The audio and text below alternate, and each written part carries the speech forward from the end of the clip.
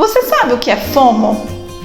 Se você nunca ouviu essa palavra, eu tenho certeza que assim como eu, você já teve esse sentimento. Nesse vídeo eu vou falar para você o que é FOMO e quais atitudes eu tenho praticado para eliminar de vez esse sentimento da minha vida.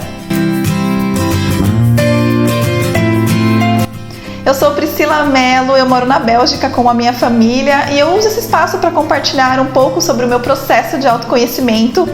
E esse vídeo é especial porque está indo ao ar no dia do meu aniversário, então eu peço para você deixar um presente para mim, clica no gostei e se inscreve no canal para que o YouTube perceba que esse conteúdo é relevante para você e possa entregar para mais pessoas, tá bom? O autoconhecimento tem me ajudado a entender as reais motivações por trás dos meus sentimentos. E durante as minhas pesquisas eu me deparei com essa palavra FOMO. E quando eu comecei a entender um pouco mais sobre ela, que eu percebi que eu sou praticamente uma especialista de sentir FOMO.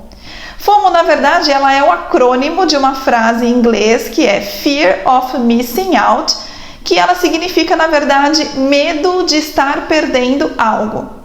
Mas antes de falar uma história, a qual veio na minha memória quando eu estava lendo sobre FOMO, uma situação que eu vivenciei e que ficou muito claro para mim que eu senti FOMO naquele momento, eu quero ler a definição de FOMO que está no dicionário para vocês. É a ansiedade causada pela sensação de estar perdendo algo interessante ou empolgante que pode estar acontecendo em algum lugar e que é agravada pelas redes sociais.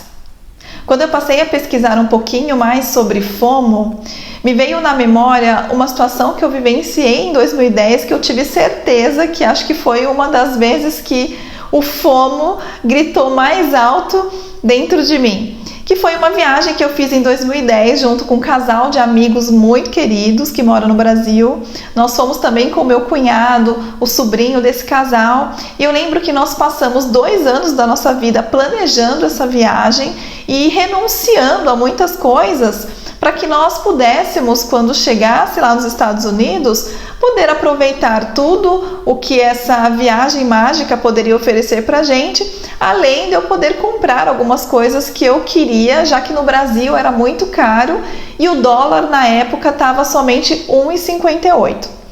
Pois bem, como toda viagem, ela tem hora para começar e horário para terminar. E aí, no dia que nós estávamos indo embora, eu e minha amiga estávamos lá meio que se lamentando ali, que acabou as férias, que pena, quando de repente minha amiga Marta me cutuca e ela fala assim: Priscila, olha o relógio daquela moça que está sentada ali na nossa frente.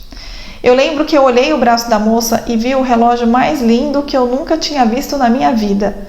Era um relógio rosé gold, que era uma cor que não era muito comum ainda no Brasil e ainda não era também muito comum ainda nos Estados Unidos. Eles estavam começando a produzir acessórios com essa cor específica, mas eu lembro que eu olhei o relógio daquela moça e eu achei tão lindo, tão lindo.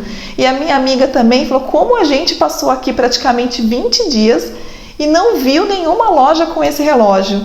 E eu fiquei com aquele sentimento, eu falei: eu não acredito que nós vamos embora sem ter comprado o bendito relógio.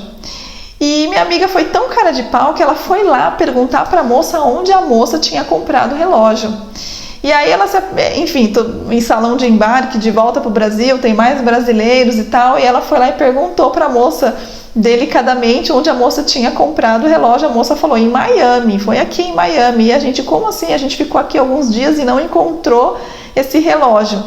E eu lembro que eu voltei com um sentimento tão ruim, que a sensação que eu tinha é que toda a minha lista de coisas que eu tinha comprado, que eu tinha me planejado, estava totalmente invalidada pelo fato de que eu não estava levando aquele relógio que eu achei tão lindo no braço daquela moça. Sabe aquele sentimento que parece que você estava perdendo a oportunidade porque eu ia para o Brasil e com certeza eu não ia conseguir encontrar um relógio desse lá no Brasil. Então foi a primeira vez que eu lembro assim que eu senti um FOMO muito grande na minha vida. Depois de ter vivenciado aquela situação, eu comecei a olhar para a minha vida e analisar algumas situações que eu tenho certeza que eu também senti FOMO, mas eu sei que muito desse sentimento ele foi agravado pelo uso de redes sociais. Porque as redes sociais elas estão tão incorporadas na nossa vida que geram um sentimento na gente de necessidades que a gente nem sequer sabia que a gente tinha. Às vezes a gente olha uma foto de uma pessoa numa praia paradisíaca, num momento incrível, e a gente acha que a gente vai ser mais feliz se visitar aquele lugar também. Seja porque a pessoa fez ali um tratamento estético numa região do corpo que a gente nunca olhava para aquela região do nosso corpo, mas porque a gente viu uma pequena melhora, a pessoa fazendo aquele tratamento estético, a gente acha que a gente também precisa fazer aquilo, sendo que na verdade você nunca olhou para aquela região do seu corpo. Seja porque uma pessoa postou uma foto de uma qualidade muito melhor com um celular de uma última geração e o seu celular que você até então achava que era bom, você já não vê ele com a mesma qualidade. E estar atento somente ao pacote final do que as pessoas mostram e postam ali nas redes sociais faz com que a gente não para analisar se nós estamos dispostos a assumir ou fazer os mesmos sacrifícios que aquelas pessoas fizeram para conquistar aquelas coisas ou para, por exemplo, chegar naquela praia paradisíaca. A gente não sabe se de repente a pessoa teve que fazer 4 horas de trilha, subir morro acima, passar um calor, ser picada por mosquito ali no meio das montanhas para chegar naquele lugar e postar aquela foto naquela praia paradisíaca. Então a gente está sempre olhando ali o resultado, mas nós nunca estamos olhando o que a pessoa teve que passar ou fazer para conquistar aquilo, para postar aquela foto na rede social. Depois de passar um longo período da minha vida com esse sentimento de FOMO, achando que eu estava sempre perdendo alguma coisa ao invés de ganhar, eu comecei a praticar algumas atitudes que têm me ajudado a eliminar esse FOMO da minha vida. E a primeira atitude foi: eu passei a aceitar que a gente está sempre perdendo alguma coisa. Sabe aquela frase que todo mundo fala que, olha, não dá para ter tudo na vida? Eu acho que quando a gente passa a aceitar essa frase de uma maneira genuína, a gente já consegue eliminar uma boa parte do FOMO da nossa vida. Às vezes a gente fica sofrendo com alguma escolha que a gente fez, porque uma escolha que a gente fez não foi adequada ou não foi a melhor, que a gente poderia ter escolhido outra coisa. Eu acho que a gente tem que parar para pensar que nós podemos sim aproveitar alguma lição que a gente pode tirar daquela situação que a gente achou que seria de uma maneira e realmente foi de outra. É a gente aceitar que a gente não é perfeito e que errar quando a gente faz escolhas é natural e que tá tudo bem e que é importante a gente também saber aprender com os nossos erros. A segunda coisa é que eu passei a olhar com mais cautela não só aquilo que eu quero, mas o quanto eu estou disposta a me doar ou me sacrificar para ter aquilo que eu quero. Quando eu saí do Brasil, eu ficava o tempo todo olhando as redes sociais e vendo o que os meus amigos de trabalho estavam fazendo. E aí eles postavam foto fazendo happy hour ou num almoço, num restaurante legal que eu sempre ia com eles. E aquilo me causava um FOMO tremendo. Logicamente que essas situações aconteceram antes da pandemia, porque eu saí do Brasil desde 2018, mas eu tinha aquele sentimento de FOMO que eu queria estar naquele lugar e parecia que eu tinha aquele sentimento de estar sempre perdendo algo. E aí quando eu dividia isso com alguém, as pessoas sempre falavam: ah, mas por que você não procura um trabalho aí onde você está? Enfim. E aí, parando para analisar, eu comecei a perceber que eu não estava disposta a sacrificar o tempo que eu estava dedicando com a minha filha, que para mim é muito importante, em prol de um happy hour que acontecia às vezes uma vez a cada 15 dias ou uma vez por mês.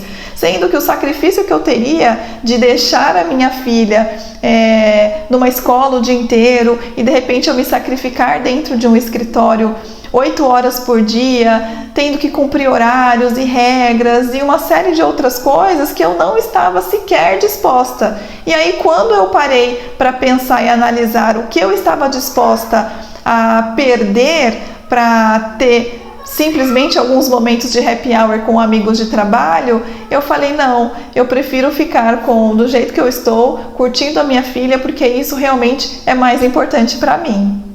E a terceira atitude que eu acho que é uma das mais importantes, é você entender perfeitamente quais são os seus valores.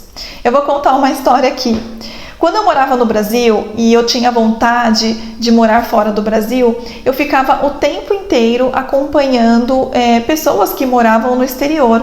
E aí eu ficava horas às vezes no final de semana assistindo vídeos de pessoas que moravam em outros países e como que era a vida delas, que elas ficavam ali passeando, conhecendo lugares, o que elas faziam, quais restaurantes que elas iam.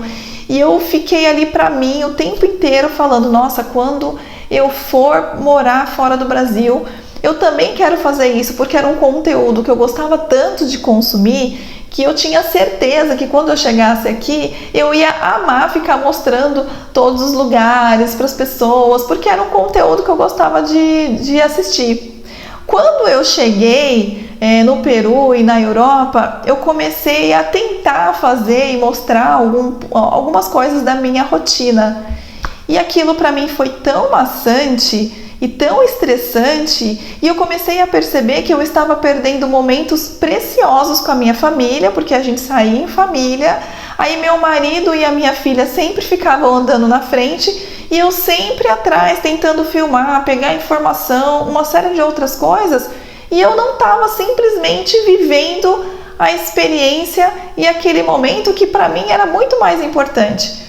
Então, o valor para mim de família, de estar presente, de estar ali acompanhando o momento presente com a minha família, olhar minha filha, o olhinho dela brilhar, ela vendo algumas coisas pela primeira vez, para mim era muito mais importante do que eu ficar atrás, pegando informação, postando, tirando foto. Entende a diferença? E eu gostaria de finalizar esse vídeo te dando um conselho super importante. Não fique se preocupando com o que já passou ou alguma escolha que você fez equivocada na sua vida. Foque no que você pode aprender com aquela situação. Já o futuro, a gente não tem controle sobre ele. A gente pode até planejar o nosso futuro, mas a gente não sabe nem se o planejamento que a gente faz, realmente a gente vai conseguir executar. Então foque em aproveitar e estar 100% presente. Foque no presente, foque no que você pode aproveitar hoje e no que você tem hoje. Quanto mais a gente se conhece e sabe o que é importante pra gente, a gente sente menos FOMO. E aí, quando você chegar lá na frente e olhar para trás, você vai ter orgulho de você mesmo por ter vivido tantas experiências porque você estava 100% presente. Eu espero que você tenha gostado desse vídeo. Um beijo, fiquem com Deus e até a próxima semana. Tchau!